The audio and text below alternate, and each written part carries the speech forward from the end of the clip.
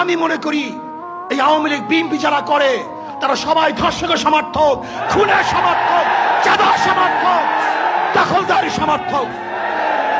কোন ভদ্র মানুষ যাদের মধ্যে ভদ্রতা আছে, আদর্শবান, যারা আদর্শ লালন করে, যারা জাতিকে মুক্তি দিতে চায়, এই বাংলাদেশকে গোটা দুনিয়ার সামনে উঁচু করতে চায়, তারা কোন অবস্থাতে আওয়ামী লীগ বিএনপি করতে পারে না।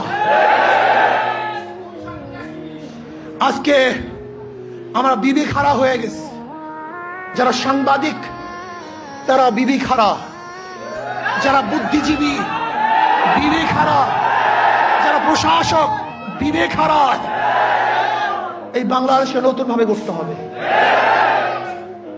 মানুষকে আদর্শবান করতে হবে। আমাদের উপায় নেই, পচে গেছি আমরা, আমরা দুর্গন্ধযুক্ত, আমরা নষ্ট। এদের সাথে যারা মিলবে তারা দুর্গন্ধযুক্ত হয়ে যাবে, সংক্রমণ ব্যাধি হয়ে গেছে। এই দলগুলির মধ্যে যারা থাকে, যারা আসছে, একজন ভালো আদর্শ নিয়ে বের হতে পারে নাই। আমার যুবক বন্ধুকে বলবো, আদর্শবান হও, নীতিবান হও।